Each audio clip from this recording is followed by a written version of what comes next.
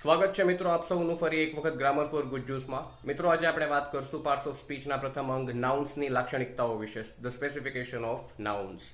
લાક્ષણિકતાઓની વાત કરીએ પહેલા એક વખત આપણે ફરીથી વ્યાખ્યા જોઈ જઈએ નામની. તો noun is a naming word, એટલે કે વસ્તુ, વ્યક્તિ, જગ્યા અથવા તો પ્રાણી, a person, place, animal or a thing ને નામ આપવા માટે આપણે જે શબ્દનો પ્રયોગ કરીએ છીએ એને નામ અથવા તો સંજ્ઞા કે નાઉન કહેવાય છે. લાક્ષણિકતાઓમાં આપણે ત્રણ બાબતો જોઈશું. એક તો થઈ જશે ખાસિયત એટલે કે સ્પેશિયલિટી, બીજું થઈ જશે ઉપયોગો એટલે કે યુઝિસ, અને ત્રીજું થઈ જશે પ્રકારો એટલે કે ટાઈપ્સ.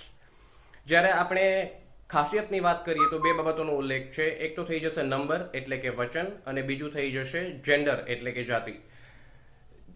નંબરમાં વાત કરીએ તો નામમાં આપણે એક વચન અને બહુવચન એટલે કે નામનું બહુવચન સંભવ છે, શક્ય છે. જેનું બહુવચન થાય અથવા તો આપણે બહુવચન ક્યાંય પણ જોઈએ તો એનો અર્થ સીધો એમ થાય છે કે આપેલું જે શબ્દ છે એ પાર્ટ્સ ઓફ સ્પીચનો ફક્ત ને ફક્ત નાઉન કે નામ જ છે, બીજું કંઈ જ નથી. બરોબર. બીજું થઈ જશે જેન્ડર. તો ગુજરાતીમાં આપણે ત્રણ જાતિનો અભ્યાસ કરીએ છીએ: નર જાતિ, નારી જાતિ અને નાન્યતર જાતિ. જ્યારે અંગ્રેજીમાં એક વધારાની જાતિ છે સામાન્ય જાતિ, જેને અનુક્રમે આપણે કહીશું મેસ્ક્યુલાઇન જેન્ડર એટલે કે નર જાતિ, ફેમિનાઇન જેન્ડર એટલે કે નારી જાતિ, ન્યુટર જેન્ડર એટલે કે નાન્યતર જાતિ, અને કોમન જેન્ડર એટલે કે સામાન્ય જાતિ.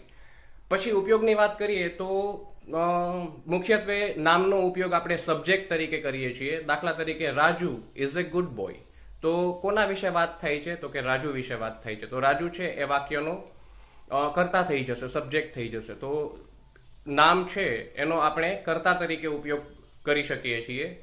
ઓબ્જેક્ટ એટલે કે કર્મ તરીકે ઉપયોગ પણ નામનો થઈ શકે છે. જેમ કે Raju went to the school, Raju શાળાએ ગયો.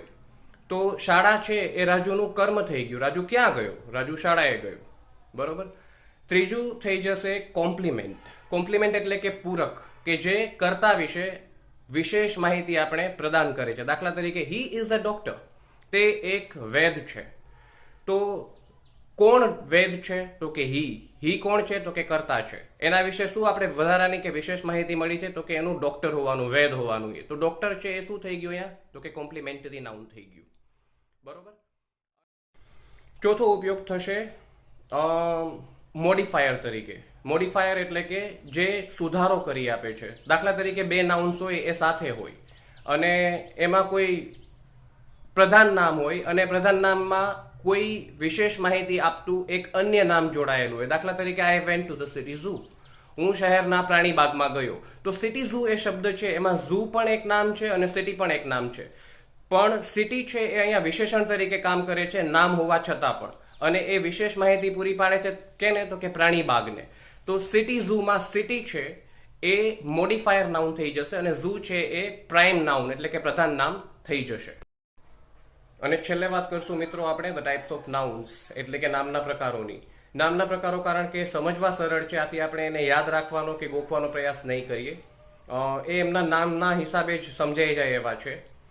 દાખલા તરીકે common nouns versus proper noun એટલે કે સામાન્ય નામની સામે થશે ચોક્કસ નામો. પછી છે countable nouns versus non countable nouns એટલે કે ગણી શકાય એવા નામો અને ન ગણી શકાય એવા નામો. પછી થશે abstract nouns versus concrete noun એટલે કે અમૂર્ત સંજ્ઞાની સામે થશે ઠોસ નામ કે નક્કર નામ.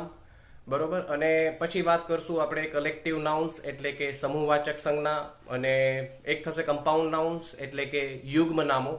તો આ મોટા મોટા 8 પ્રકારો નામના થઈ ગયા. આમાંથી તમને કેટલા નામો વિશે કે કેટલા પ્રકારો વિશે માહિતી પહેલેથી હતી એ મને કમેન્ટ સેક્શનમાં જરૂરથી કહેજો. ઉદાહરણ પણ જો તમને ખ્યાલ હોય તો એ પણ આપજો. આપણે ફરી મળીશું નેક્સ્ટ વિડીયોમાં આ 8 નામના પ્રકારોને વિશેષ માહિતીની સાથે.